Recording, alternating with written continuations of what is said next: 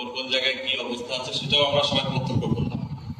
তো আমার মনে হয় আমরা এখানে যারা এই রিলেটেড সকলেই স্টেক হোল্ডার আছি, আমাদের উপস্থাপক সে বলার চেষ্টা করেছে কার কোন জায়গায় পয়েন্টটা সেটা দেওয়ার জন্য চেষ্টা করেছে।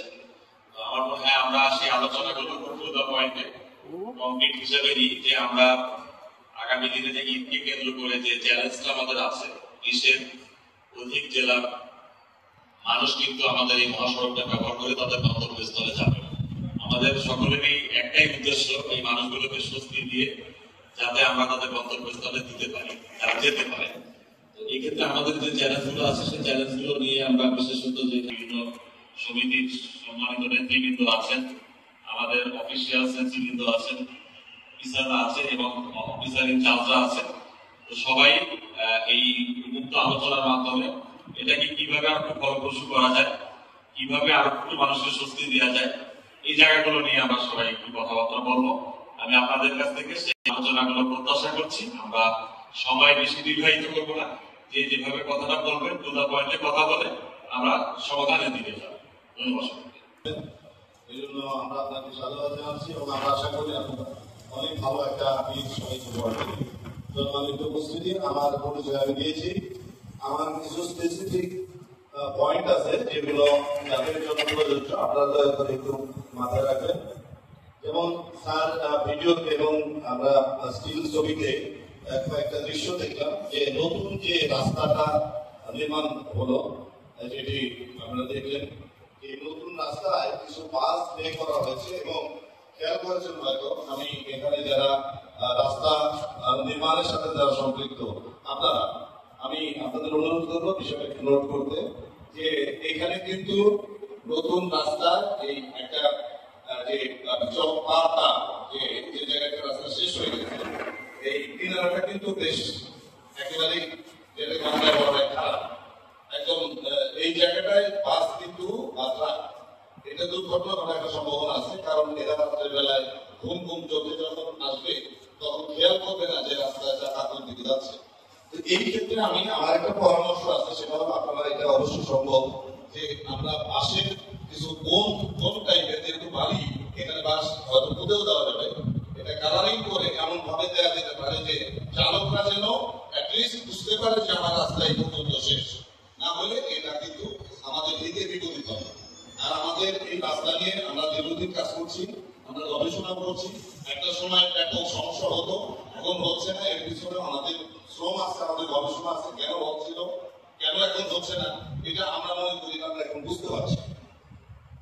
সংযোগ যে রাস্তাগুলো গ্রাম থেকে বিভিন্ন ভাবে আমাদের এই রাস্তার সাথে সংযুক্ত হয়েছে, এই রাস্তাগুলোর যারা ওই এলাকার যারা নেতৃবৃন্দ আছেন, আপনাদের কাছে অনুরোধ করবো যে আপনাদের সহযোগিতায় পুলিশ যেন এগুলোকে বন্ধ রাখতে পারে। এবার ট্রাক শ্রমিক মালিক সমিতি যারা আছেন, আপনাদের কাছে অনুরোধ, গতবার যেটা সুবিধা ছিল এই সুবিধাটা এবার থাকবে না। কারণ আপনারা এই বালু মহল থেকে যেখানে ট্রাকটা সরাসরি আপনার এসে তারা কিন্তু একটা জায়গায় দাঁড়াতে পারত, আমি কোথাও বুঝাইতে পারতাম, সে গাড়িটা টান দিয়ে সে ঢালুর থেকে উঁচুতে এসে দাঁড়াতে পারত, তারপরে সে একটা সময় নিয়ে মেইন রাস্তায় মিশতে পারত। এবার কিন্তু সে সুযোগটা সে পাবে, কারণ এবার টান দিয়ে মেইন রাস্তায় উঠতে হবে এবং দুর্ঘটনা ঘটাবে, আদারওয়াইজ একটা জ্যামের সৃষ্টি করবে। আপনারা যারা এই বালি মহলের সাথে বা ট্রাকের সাথে যারা সম্পৃক্ত আছেন, আপনাদের আমরা সহযোগ থেকে কামনা করবো যে আপনার বাল মহলে গিয়ে সেরে আপনাদের চালক যারা তাদেরকে একটা সাপ্লাই নোটিশটা করতে, তারা যেন ওই 5 দিন আগ থেকে তারা বন্ধ করে দেয়। এবং আইনের ব্যাপারটা তো রয়ে গেছে, এটা এই মুহূর্তে আমি সেটা বলছি না। যাই হোক, ভুয়াপুর গোবিন্দাসী রোডে ওই রোডেও দেখলাম আমাদের শ্রমিক, আপনাদের সাথে পরিচয় হয় নাই, আপনারা একটু মাথায় রাখবেন। ওই রাস্তাটা কিন্তু প্রতিবারই আমরা ওই যমুনা গোল চত্বর থেকে গোবিন্দাসী হয়ে ভুয়াপুর পর্যন্ত আমরা প্রয়োজন অনুসারে আমরা ব্যবহার করি, জানেন তো আপনারা, অবশ্যই এলাকার মানুষ আপনারা জানার কথা। আপনারা দয়া করে ওই সময়টা আমাদের সহযোগিতা করবেন, যেন তারা আমাদের সহযোগিতা করবে। আপনারা তো করবেন, এবং পাশাপাশি যদি একটু মাইকিং করা যায় সেটা আপনারা চেষ্টা করতে পারেন, যাতে আমাদের দৃষ্টি আকর্ষণ করছি যে অ্যাটলিস্ট মাইকিং করে যে ঈদের 3 দিন আগ পর্যন্ত আমরা এই রাস্তায় রাত্রের বেলায় ডাইভারশন সবাই কোনো বড় গাড়ি তো আসবেই না, এবং যখন ডাইভারশন চলবে কোনো ছোট গাড়ি করে দিতে যেন না আসে, এই বিষয়টা আমরা মাথায় রাখবো।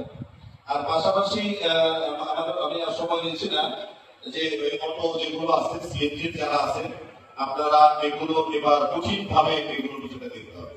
কারণ আমাদের এলেঙ্গা ভিত্তিক প্রচন্ড সমস্যা হয়, বিশেষ করে আপনারা জানেন এলেঙ্গায় সিএনজি পাম্প থেকে সিএনজি দিয়ে তারপরে উল্টা চলে যায়। এটা তাদেরও খুব দোষ দেওয়া যায় না, কারণ হলো ওরা মূর্খ অশিক্ষিত যেটা হয়, ওরা ভিতরে কোনো ই থাকে না, সেন্স থাকে না। তো আমাদের আপনাদের দায়িত্ব যারা নেতৃবৃন্দ আছেন, আপনাদের অনুরোধ হলো যেটা আপনারা প্রতিটা স্ট্যান্ডে যারা সিভিল আছে তাদের কাছে একটু আপনারা সার্কুলার দিবেন যে কোন অবস্থাতে রাত্রে 8টার আগে তারা যেন সিএনজি নিতে না আসে, এবং সকাল 8টার মধ্যে তারা সিএনজি নিতে চলে যাবে, রাত্রে কোনো সিএনজি নেওয়ার সুযোগ নেই। তো সবাইকে ধন্যবাদ। আমার পয়েন্টগুলো আমি মনে করি নির্দিষ্ট পয়েন্টগুলো বলতে পারছি। আর আমরা